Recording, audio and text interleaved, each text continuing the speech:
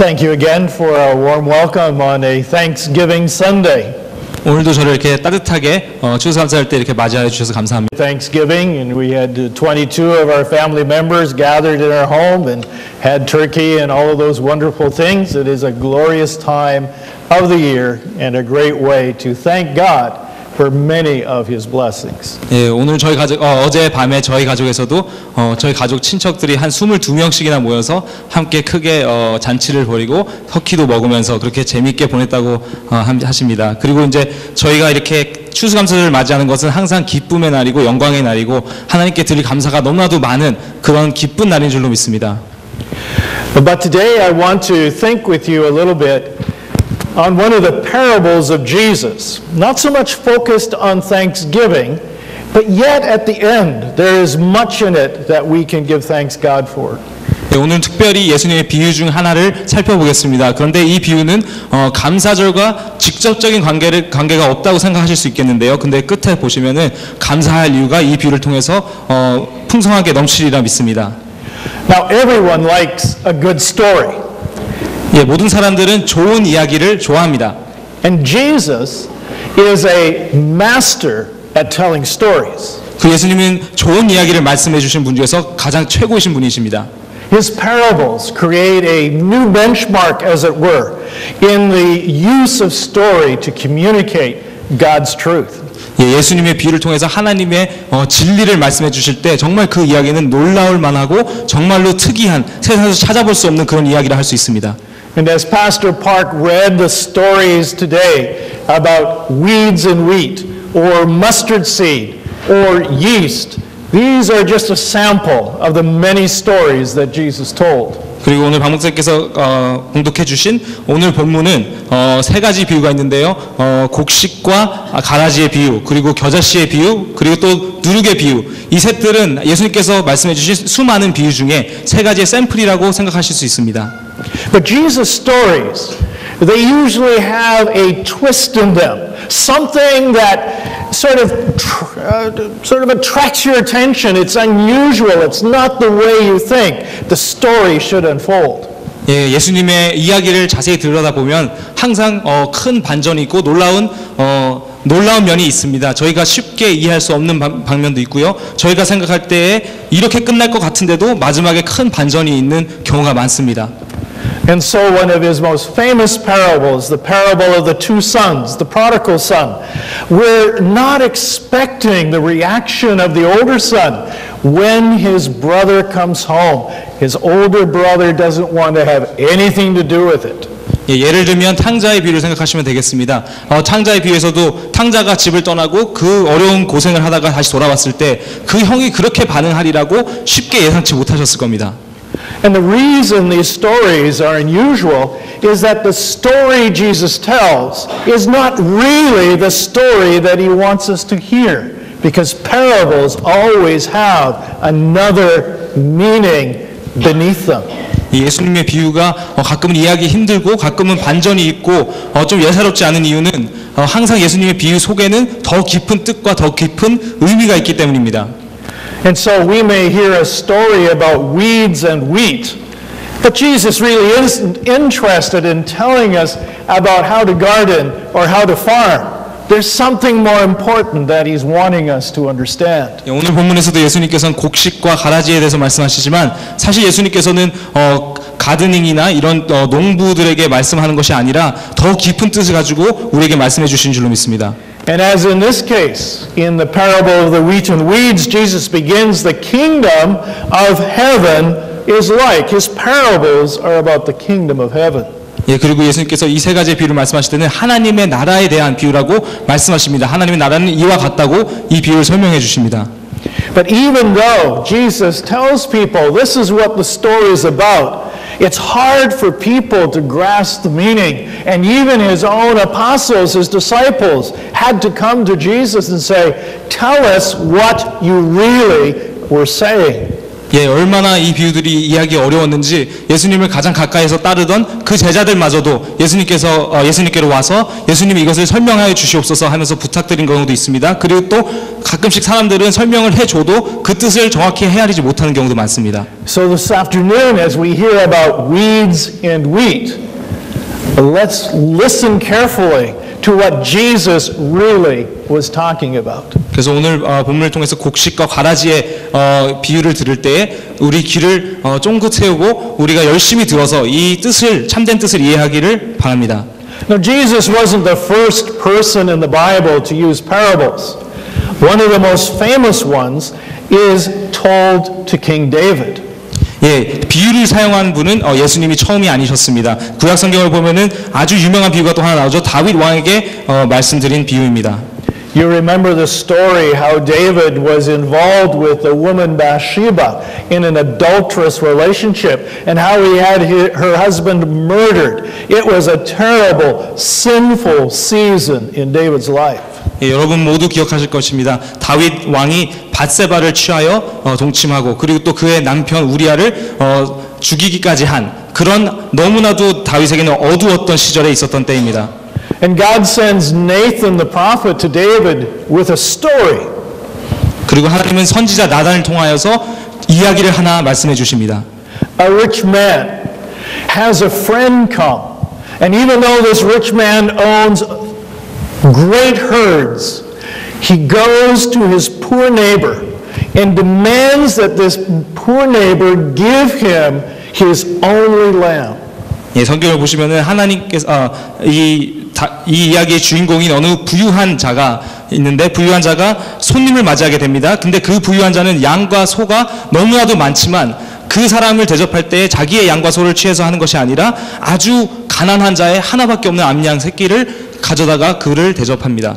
And the rich man robs the poor man so that he can roast that lamb and give it to his guest. 예, 그래서 부자가 아주 가난한 그 사람의 하나 남은 양을 빼앗아서 그 양을 취해서 요리하고 그것을 친구에게 대접합니다.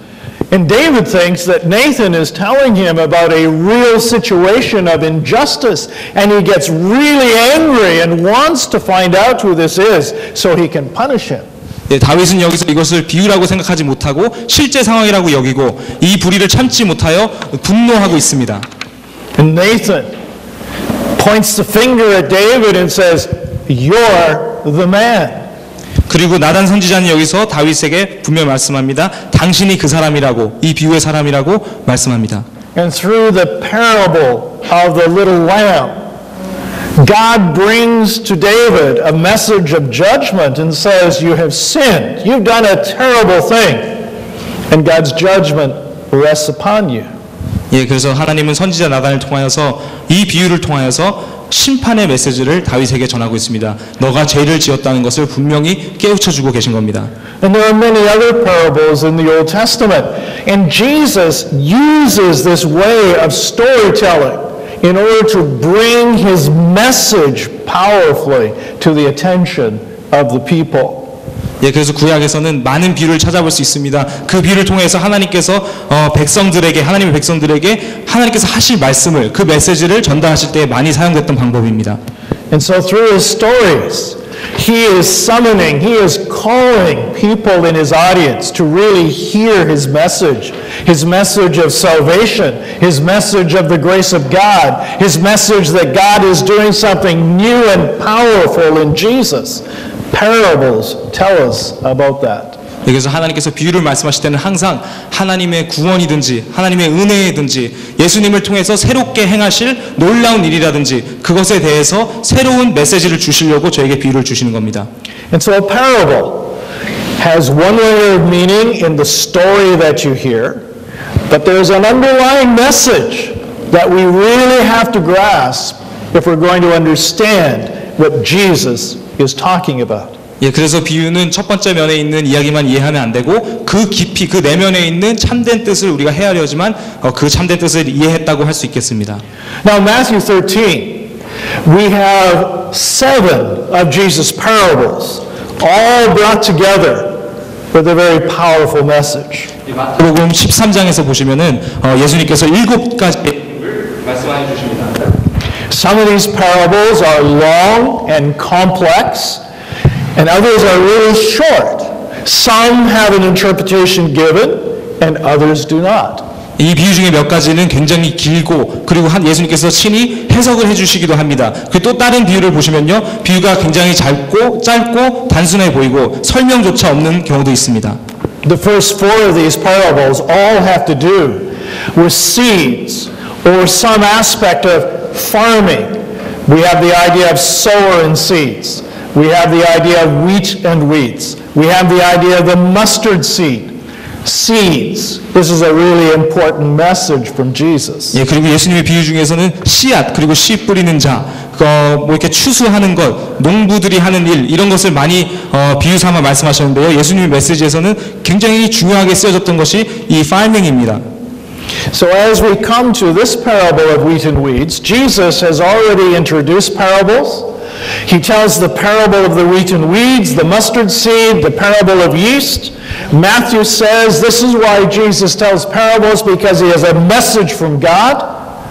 And then he goes away from the crowd and enters a house. 여기서 13장을 보시면 벌써 비유를 많이 말씀해 주시고, 그리고 우리 본문을 보시면은 거기서 이제 세 가지 비유를 말씀하죠. 아까 말씀드린 것처럼 곡식과 가라지의 비유, 겨자씨의 비유, 그 누룩의 비유를 말씀해 주신 다음에 마태가 또 여기서 기록할 때에 예수님께서 왜 비유를 사용해서 말씀하셨는지 그것도 설명하고요. 그리고 나서는 예수님께서 무리를 떠나 어느 집에 들어가시고, 그리고는 이제 이 장의 끝을 맞이합니다. And while he is in the house, his disciples come to him and say, "Tell us what you meant. Explain this parable of the weeds so we can understand it." 예, 그리고 예수님께서 집으로 들어가셨을 때는 제자들이 예수님께로 와 예수님 이것을 설명해 주십시오 하면서 부탁합니다. 가라지의 비유에 대한 설명을 듣기 원하고 있습니다. And Jesus then offers an explanation. So we not only have the story he told, but we have the meaning of what he intended his audience to hear. 예, 그리고 예수님께서는 제자들에게 친히 설명을 해 주십니다. 그래서 마태복음 13장을 보시면은 비유만 나오는 것이 아니라 그 비유를 어떻게 이해해야 하는지에 대해서도 예수님께서 직접 설명해 주시고 계십니다.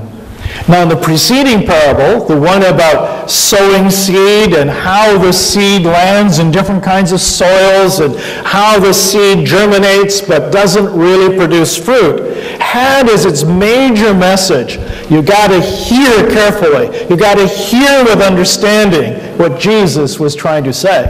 예, 그리고 이 전에 우리 본문을 읽은 것보다 전에 있던 씨를 뿌리는 자의 비유를 보시면은 세 가지 땅이 나오고 그 터에서 어떻게 싹을 트는지 그것에 대해서 상세하게 말씀해 주셨는데요. 그것을 이해하려면 잘 들어야 된다는 것입니다. And that first parable had ended with the words, "He who has ears to hear, let him hear." 예, 그리고 그 첫 번째 비유도 마찬가지로 귀 있는 자들은 들을지어다라고 예수님께서 말씀하시고 끝났습니다. And this parable of wheat and weeds also ends after Jesus tells the interpretation in verse 43 with the same words, "He who has ears to hear, let him hear." 예, 그리고 예수님께서 이번 비유에도 가라지의 비유에서도 설명을 해주신 다음에 43절에서 귀 있는 자들은 들을지어다라고 말씀하십니다. We have a hearing problem, Jesus says. We can hear the story, but we might not hear the meaning behind the story. 그래서 예수님께서는 우리가 듣는 데에 문제가 있다는 것을 여기서 지적해주고 계시는 것입니다. 들을지언정 참된 이야기의 뜻을 못 듣는 경우가 있다는 것을 말씀해 주시는 겁니다. And in both of these stories, in both of these parables, Jesus is speaking about the implications, the consequences, the importance of his coming. 예, 그리고 이 두 가지의 비유는 예수님께서 이 땅에 오신 것에 대해 얼마나 중요한 일인지, 이 사역이 어떤 것인지에 대해서 살짝 보여주는 비유들입니다. We're in chapter 13 of Matthew. And in chapter 12, we read of how people have been rejecting the message of Jesus. 예, 지금 13장을 읽고 계시지만 12장을 한번 보시면은 거기에는 예수님의 말씀을 거절했던 사람들의 반응이 나옵니다. Some of the religious leaders have been saying, Jesus does not speak with the power of God's Spirit. Jesus speaks with the power of Satan. 예, 어떤 종교 지도자들은 예수님께로 와서 예수님께서 이 이적을 행하신 것과 귀신을 쫓는 것은 하나님의 권세로 하는 것이 아니라 사탄의 권세로, 악의 권세로 하는 것이다 라면서 예수님에게 모함을 합니다. And Jesus warns them, if you say that what I am doing is produced by Satan and not by the Holy Spirit, you are committing an eternal sin. 예, 그리고 예수님께서 여기서 종교 지도자들을 책망하시면서 말씀하시는 것이 내가 하는 것이 성령의 일이 아니고 사탄의 일이라고 한다면 너희는 영원히 사함받지 못할 그런 영원한 죄를 짓는 것이다 라고 지적해 주십니다. Jesus says, if you think that the miracles I am doing are being created by Satan's power and not by the Holy Spirit of God, you're not seeing correctly, you're not hearing correctly, and the consequences are very serious. 예, 여기서 예수님께서 말씀해 주시는 것은 내가 여기서 하는 이 이적들이 행하는 모든 것들이 성령 하나님의 영으로 인한 것이 아니라 사탄의 영으로 인한 것이라 생각한다면 너희들은 잘못 보는 것이요 잘못 듣는 것이다. 너희는 큰 죄를 저지르고 있는 것이라는 것을 여기서 분명히 말씀해 주십니다. Chapter 12 of Matthew ends with Jesus saying, I am communicating the will of God, and anyone who follows the will of God is my mother and my brother and my sister. They are the ones who truly are identifying with me. 예, 그리고 12장 마지막 부분을 보시면 예수님께서는 내가 하나님의 뜻을 전하고 있다는 것을 밝히시고요. 그리고 마지막에는 누구든지 하늘에 계신 내 아버지의 뜻대로 하는 자가 내 형제요, 자매요, 어머니이니라 라고 말씀하시면서 12장을 마칩니다. So these parables are important because Jesus is saying, I'm communicating why I am coming. I am communicating to you the plan of God, and you've got to have ears that will truly hear what I am saying and what I mean. 예, 그래서 이 비유들은 너무나도 중요합니다. 예수님께서 하나님의 뜻이 무엇인지를 이 비유를 통해서 말씀해 주십니다. 예수님께서 왜 오셨는지 이 비유들을 통해서 말씀해 주십니다. 그리고 이 뜻을 들으려면은 그냥 가만히 듣는 것이 아니라 집중해서 열심히 들어야지만 뜻을 헤아릴 수 있다는 것을 예수님께서 말씀해 주십니다. So let's look at the parable of weeds and wheat. What's the story that Jesus tells? 예, 그래서 이제 가라지와 곡식의 비유를 한번 살펴보겠습니다. A farmer goes out and he has his workers put the seed in the ground and he expects that it will grow appropriately. 예, 농부가 일꾼들을 데리고 땅에 나가서 그 땅에다가 좋은 씨앗을 뿌리고 좋은 열매를 거두리라 예상합니다. But after the field has been sown, during the night, his enemy comes and he covers the field, not with good seed, but with weed seed, seed that will produce weeds. 예, 그리고 이제 밤이 되었을 때에는 그 밭에 좋은 씨를 뿌리는 자가 아니라 원수가 나타나서 잡초를 뿌리고 잡초를 낳게 하는 그런 씨앗, 가라지를 낳게 하는 그런 씨앗, 나쁜 씨앗을 온 밭에다가 뿌리기 시작합니다. When it comes time for harvest, the weeds appear and are distinguished from the wheat, and the servants, the employees of the farmer, come and say, what do you want us to do? These weeds are going to create a problem.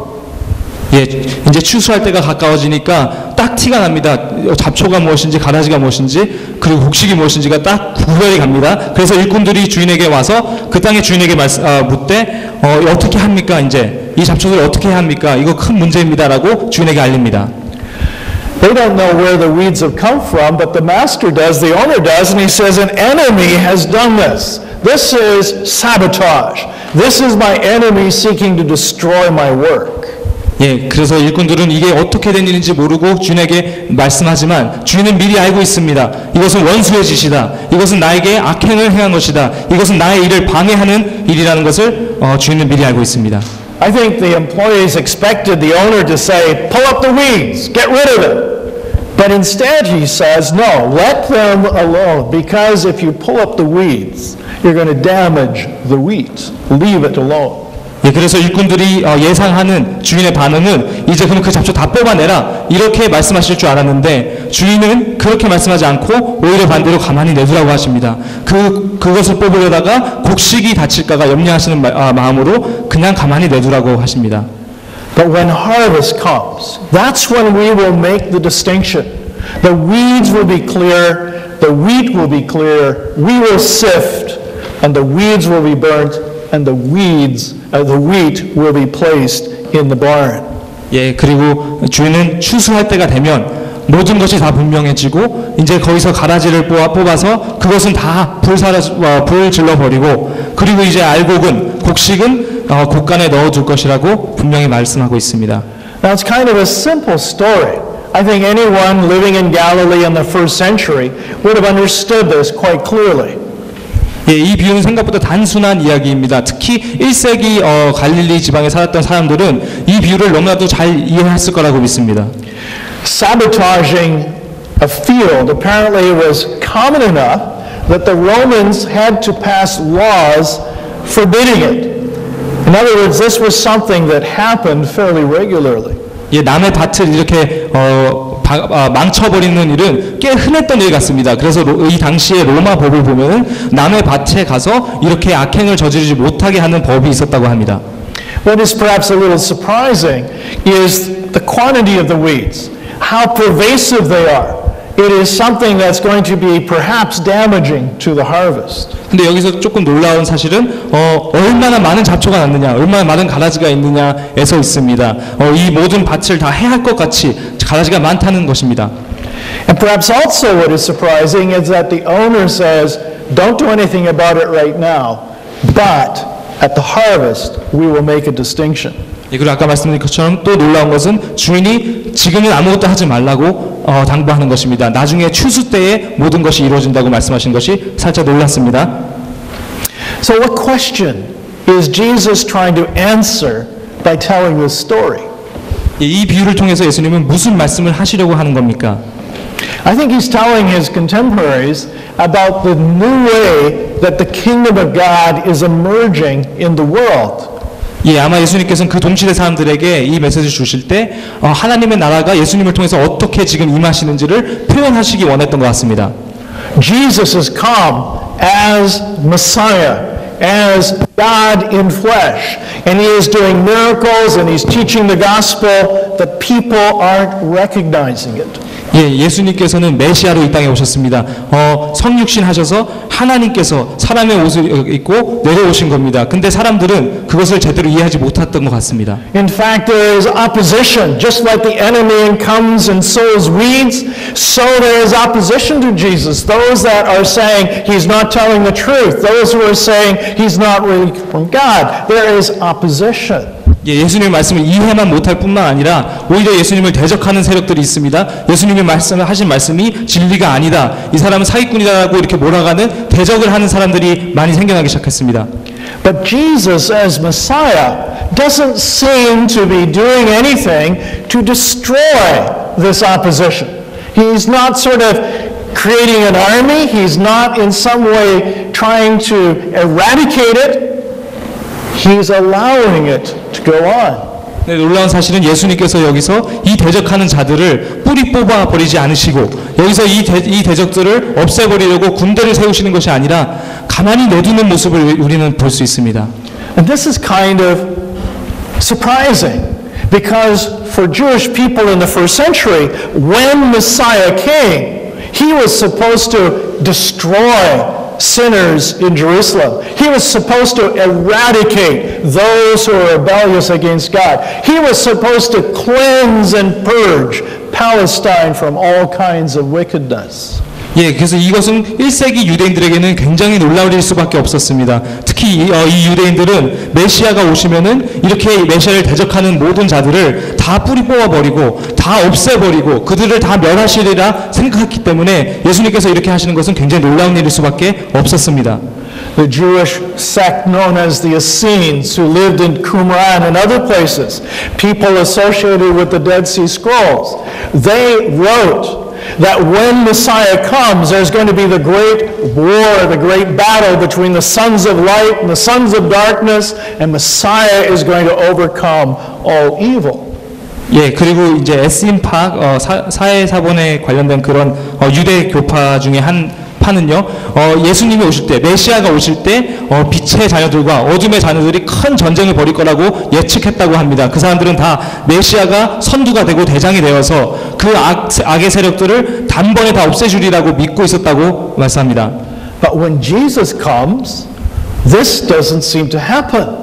And so it raises questions in the minds of people. Is this really the Messiah? If he's not destroying evil and so forth, how could he be the Messiah of God? 예, 근데 예수님께서 메시아라고 하시고 오셨는데 이렇게 전쟁을 벌이시지도 않으시고 그들의 싹을 없애버리지도 않으신 걸 보면은 이분이 정말 메시아가 맞는가 의심하기 시작하고 그분을 이제 더 이상 믿지 못하는 경우가 많이 생겨납니다.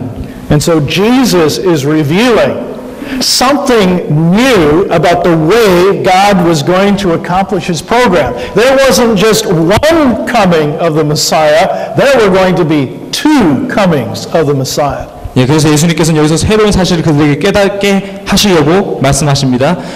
예수님 메시아가 오시는 것은 단 한 번뿐만 아니라 두 번 오신다는 것을 여기서 말씀합니다. In the first coming of the Messiah, Jesus taught, the gospel would be presented, salvation would be offered, and people would have opportunity to respond to God in repentance. 예, 첫 번째 예수님께서 오시는 초림 때에는 하나님의 복음이 전파되고 구원의 메시지가 전달되면서 사람들이 그 구원을 받아들일 수 있는 시간을 예수님께서 주시는 것입니다. And this mission of the Messiah would go on throughout the rest of human history, even while evil continued to flourish. 예, 그리고 예수님의 이 사역은, 이 사명은 인류 역사가 끝나는 그날까지, 그 마지막 날까지 계속 진행됩니다. 악이 아무리 이 세상에 있더라도 예수님의 사역은 계속 진행 중이라는 것입니다. But there will come another day when the Messiah comes a second time. And at that second coming, there will be the eradication of evil. The two comings. And we live in the middle of those. 예, 근데 예수님께서는 분명히 두 번째로 재림하실 때가 온다는 것을 분명히 말씀하십니다. 그때에는 정말 악이 다 멸하고 그때는 더 이상 악이 이 세상에 존재하지 않는 때가 됩니다. 우리는 그 초림과 재림의 사이에 사는 이 세대를 사는 사람들입니다. So Jesus comes with a new revelation. He comes with a new message from God. This is not what Jews in the first century expected. And the parable of the wheat and the weeds tells us about these two comings. 예, 예수님께서는 새로운 메시지를 이스라엘에게 전달하시는 것입니다. 이 유대인들에게 예수님께서는 새로운 계시를 하고 계시는데 이 가라지와 곡식의 비유를 통하여서 이 초림과 재림의 메시지를 전달하고 계십니다. So let's think a little bit. What is Jesus telling us? First of all, that in the first coming of the Messiah, God is sharing a new message of salvation. God's graciousness is being expressed. We have opportunity to have forgiveness of sin and to become at peace with God.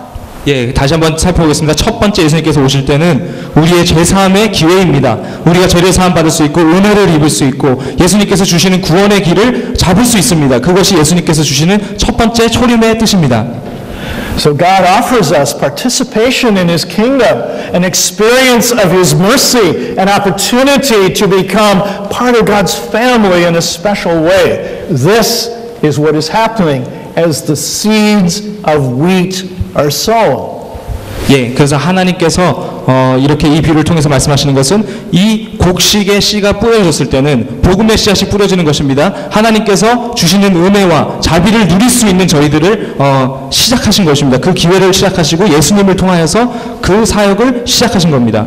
And we see the patience of God because the wicked are not immediately destroyed. Evil is not immediately eradicated. God gives time and opportunity for people to hear the gospel, for people throughout the world to hear the gospel, and to respond to its truth. 그리고 여기서는 하나님의 놀라우신 인내심을 저희가 맛볼 수 있습니다. 하나님께서는 죄를 단번에 없애시는 것이 아니라 회개할 수 있는 시간을 주시고 하나님께서 저희가 죄를 이제 그만 짓고 하나님께로 돌아올 수 있는 그 시간 동안 하나님께서 저희를 기다려 주시는 그 인내심을 저희가 볼 수 있습니다. And so this parable of wheat and weeds should cause us to be grateful and thankful to God for His patience. That He has not immediately destroyed us who are wicked and rebellious, but He's given us opportunity to hear His gospel and respond to His mercy. 예, 그래서 오늘 저희가 하나님께 감사드릴 대목이 이 말씀인 줄 분명히 믿습니다. 하나님께서는 저희에게 죄를 죄를 시인하고 하나님 앞에 나와서 구원의 길을 선택할 수 있는 그런 기회를 주셨습니다. 하나님께서는 다시 한번 저희가 죄를 짓지 않고 이제는 예수님의 것이 되고 구세주로 인정할 수 있는 이 시간을 허락하신 것입니다. 그 기다림, 그 인내를 저희가 감사해야 할 줄로 믿습니다. But there's a second element, and that is that we should not regard this sort of patience of God as something to say that He's absent or that God is not sort of willing to take action. No. This is God's patience at work. It is a sign that God wants everyone everywhere to hear the gospel and repent. 예, 그리고 또 이 비유를 통해서 또 한 가지 요소가 있다면은 하나님께서 기다리신다고 해서 하나님께서 역사하지 않으시는 것은 절대로 아닙니다. 하나님께서 우리를 기다려주시고 복음이 온 땅 끝까지 전파되기까지 기다려주시는 것은 하나님께서 여기에 존재하지 않는다는 것이 절대로 아니고 하나님께서는 그만큼 우리를 기다려주고 계시고 우리가 그 일을 행하기를 간절히 바라고 계신다는 겁니다. So, it's a sign of God's patience. It doesn't mean that God is absent or disinterested. But it does indicate that there is coming a day, Jesus says, when there will be judgment, when there will be an accounting, when there will be an assessment. 예, 하나님께서 저희를 그냥 내버려 두시는 것이 아닙니다. 하나님께서 안 계신 것이 아닙니다. 그러나 여기서 분명히 예수님께서 말씀해 주시는 것은 분명히 재림의 때가 있고 그때는 모든 죄는 소멸할 때 그 심판 최후의 날이 분명히 우리 앞에 기다리고 있다는 것입니다. When you read the interpretation that Jesus gives to his parable, particularly in verse 41, he says, "The Son of Man will send out his angels and they will weed out of his kingdom everything that causes sin and all who do evil." There will be a sifting time. 예, 여기서 본문 41절을 보시면 분명히 말씀하시죠. 인자가 그 천사들을 보내리니 그들이 그 나라에서 모든 넘어지게 하는 것과 또 불법을 행하는 자들을 거두어 내신다고 분명히 말씀해 주고 계십니다. Now I don't know all that these words mean when he talks about fiery furnace and gnashing of teeth. But it certainly indicates that there's going to be something rather drastic done when God exercises judgment against all that causes sin and all who do evil. It's something to be avoided. 예, 최후의 날에 풀무불에 던져지고 울며 이를 갈게 하는 것이 정확하게 무엇인지 저희가 아직은 모를 수 있지만 확실한 것은 절대 좋은 것은 아니고 정말 최악의 상황이 될 것이라는 것은 확실합니다. I think today we have the same problem that people in first century Galilee had, and that is that we're not really wanting to hear what Jesus had to say. 예, 지금 현재 시대가 아마 1세기 예수님께서 오신 그 시대와 비슷한 점이 있다면 우리도 예수님의 말씀을 듣기 원하지 않는다는 것이 아닐까 생각됩니다. We want to make up our own ideas about what's going to happen after we die. 예, 죽음 후에 이 세상을 떠나면 어떻게 되는지 우리가 다 상상해내고 우리가 우리 마음대로 생각해 버립니다. And so some of us think that when we die, that's the end. Nothing. There's nothing beyond that. We just sort of cease to exist. 예, 어떤 사람들은 죽음 이후에 아무것도 없을 거라 생각합니다. 그냥 죽고 나면은 모든 것이 그냥 끝나고 우리는 더 이상 존재하지 않을 거라고 믿는 사람도 있습니다. But First Nations people know that this isn't true. Because within their culture, they have many stories about spirits of people. They know that there's something beyond death. 예, 원주민들은 그들의 문화를 살펴보면 이렇게 믿지 않습니다. 죽음이 오면은 모든 것이 끝난다고 믿지 않고 옛날 전해오는 전통의 이야기들부터 살펴보면 영에 대한 이야기가 많이 있고 죽음 후에도 어느 영의 세계가 있다. 이것만큼은 확실하게 확신하고 있는 것이 원주민 문화입니다. And Korean people know this because in Korean culture there are many myths, many stories about spirits of people after they have died. There is something that we know intuitively about our existence beyond death. 예, 그리고 제가 알기로는 한국 문화에도 마찬가지로 영에 대한 이야기가 많고 영에 대한 생각이 많기 때문에 우리도 죽으면 모든 것이 끝난다고 믿는 것보다는 죽으면 귀신이 되든 뭐가 되든 영의 세계가 있다는 것을 한국 문화도 알고 있다는 것으로 생각됩니다. Jesus affirms this. He says there is something beyond death. Life continues, but he defines it in a way that comes from God. This is God's definition.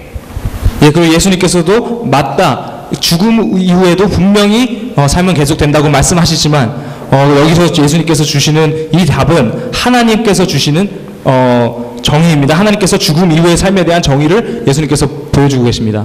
And he says very clearly there are two outcomes. One is like weeds, one is like wheat. 그리고 예수님께서는 분명한 결과 두 가지를 말씀하십니다. 한 부류는 가라지 같은 존재요, 한 부류는 곡식 같은 존재가 될 것이라고 말씀합니다. And weeds will get destroyed. Wheat, on the other hand, he says, will shine like the sun in the kingdom of their Father. There is something wonderful for the wheat. 예, 잡초나 가라지 같은 사람들은 결국에는 다 불에 타겠지만 곡식은 그때의 의인들은 자기 아버지 나라에서 해와 같이 빛나리라고 분명히 약속해주고 계십니다. In other words, after death, God says through Jesus that there is an assessment, there is an accountability, there is something that God does in which He says, you know, what have you done? How have you lived? Are you a source of evil? Are you a source of good? What has been your life? 예, 그래서 예수님께서 말씀해 주시는 것은 죽음 이후에 분명히 심판이 있다는 것입니다. 죽음 이후에 우리가 책임을 져야 할 때가 온다는 것입니다. 너가 어떻게 살았느냐? 너는 어떤 행위를 하고 살았느냐? 너는 악의 근원이었냐? 아니면은 너는 선을 행하고 살았느냐? 이렇게 말씀하실 거랍니다. And Jesus says that if we will confess our sins and if we will accept Him as our Savior, if we will seek, as it were, the gift of God in eternal life, then He will give it to us. And we will be wheat, we will be like the righteous, shining in the sun in the kingdom of our Father. 예, 그래서 예수님께서 말씀하시기를 우리가 만약에 예수님을 구세주로 맞이하고 우리 죄를 고백하고 구세주로 맞이한다면은 예수님께서 구원을 주시리라고 말씀하시고 하나님의 나라에서 해와 같이 빛나리라고 그런 큰 약속을 저에게 주신 겁니다. But on the other hand, if we ignore the message of Jesus, if we don't respond to what He is saying, the outcome similarly is equally true. As Jesus tells us, there will be a judgment that God renders. 근데 역시 이 비유에는 또 다른 면이 있습니다. 만약에 우리가 예수님을 인정하지 않고 예수님을 구세주로 받아들이지 아니한다면 또 확실하게 분명한 결과가 우리를 기다리고 있습니다. 그래서 가라지의 비유를 통해서 저희가 그 결과를 알 수가 있습니다. And this leads to the fourth element here out of this parable, and that is that we have the opportunity to become like wheat, something that is valued by God, something that brings honor and glory to God. We don't have to remain weeds, as it were, in the world. 예, 그리고 소망이 있는 이 비유의 소망의 요소는 하나님께서는 우리가 잡초같이 보이더라도 가라지같이 보이더라도 이 가라지로 남아 인생을 이렇게 사는 것이 아니라 곡식처럼 될 수 있게끔 하나님께서 만들어줄 수 있다는 겁니다. You'll remember the great prayer that Jesus taught His disciples, Our Father, who art in heaven. Well, here in this parable, Jesus reminds us of that, and He says the wheat, they're the ones who have God as Father. They can rightly call Him Father because they have received His salvation. 예, 그래서 우리가 주기도문 외울 때 다 하늘에 계신 우리 아버지여 하면서 기도를 하는데요. 여기서 우리에게 분명히 말씀해 주신 것은 하나님께서 우리의 아버지가 되시면 우리가 바로 곡식이 된다는 것입니다. So what is it that Jesus would have us hear today out of His parable of the weeds and the wheat? What kind of response is He looking for as we hear His story? 그래서 오늘날 우리가 예수님의 이 비유를 들을 때 예수님께서 우리에게 원하시는 반응이 무엇일까요? I think the weeds, first of all, take us back to the Garden of Eden. You remember that when Adam and Eve sinned against God, God cursed the ground, and weeds became a problem. 예, 가라지라는 것을 생각할 때는 이 비유를 생각할 때는 창세기 3장이 떠오릅니다. 창세기 3장에서 하나님께서 땅을 저주하신 이후에 이렇게 가시넝쿨이 나오고 땅에서 이렇게 잡초 같은 것이 나와서 우리의 추수를 방해했습니다. And I think Jesus is reminding us today that we live among weeds, that there is evil in the world. It flourishes. We cannot ignore that reality. 예, 그리고 오늘 예수님께서 이 비유를 통해서 기억하게 하시는 것은 우리는 이 가라지 사이에서 살아가고 있다는 것입니다. 이 악은 아직도 너무나도 많습니다. 이 세상에서 우리는 분명히 가라지 사이에서 살아가는 사람들입니다. And there are people in the world who give allegiance to evil and who are the instruments of evil. And they flourish around us, and we who follow Jesus are challenged by them. 예, 그리고 분명히 세상에서는 악을 따르는 사람들이 있습니다. 악의 권세를 의지하는 사람들이 있습니다. 악으로 행하는 자들이 있습니다. 우리는 그들에게 분명히 대적을 받을 것입니다. And so living as wheat among the weeds is never going to be easy. It's going to be a challenge. 예, 그래서 가라지 사이에서 곡식으로 살아간다는 것은 항상 어려운 일인 것을 생각하게 됩니다. Secondly, it reminds us that we live in a kind of competitive environment. The weeds and the wheat growing together.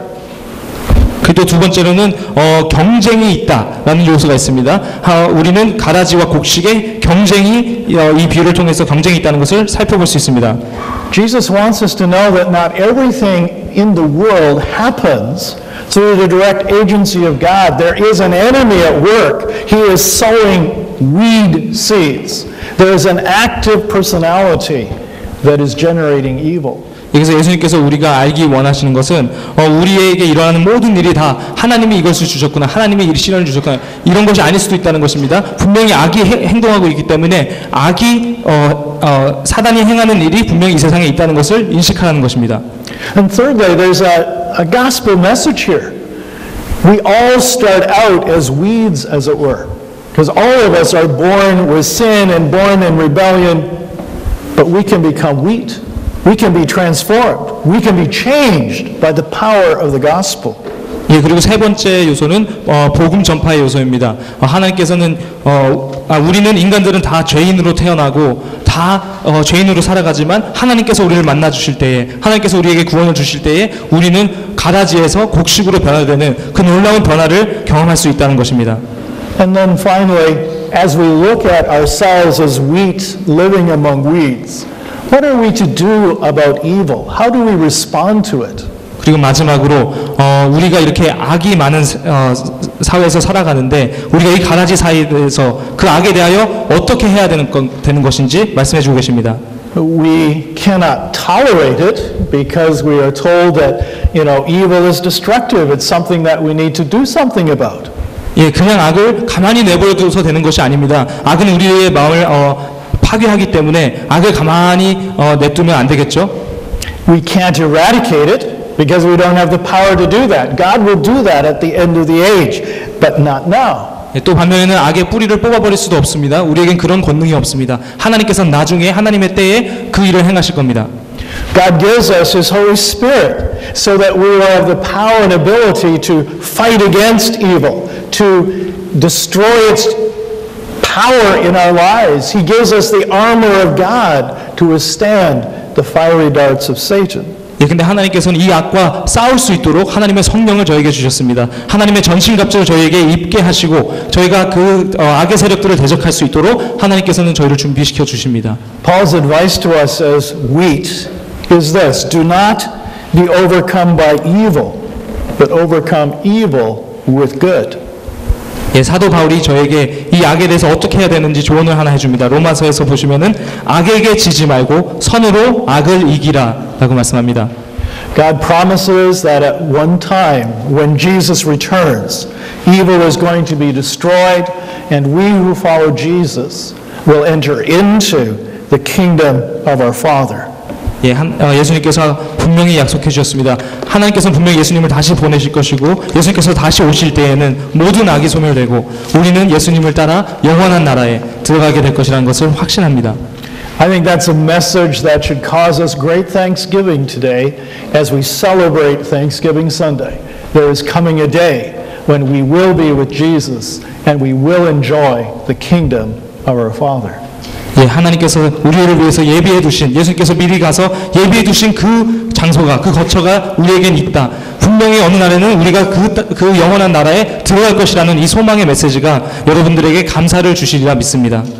We may live among the weeds now, but one day we will live with God forever. Thanks be to God for His great and wonderful gift. 예, 지금은 가라지사에서 살고 있는 우리지만 분명히 우리는 하나님과 함께 그 영원한 나라에서 살게 될 하나님의 백성입니다. 하나님께 감사드립니다. Amen.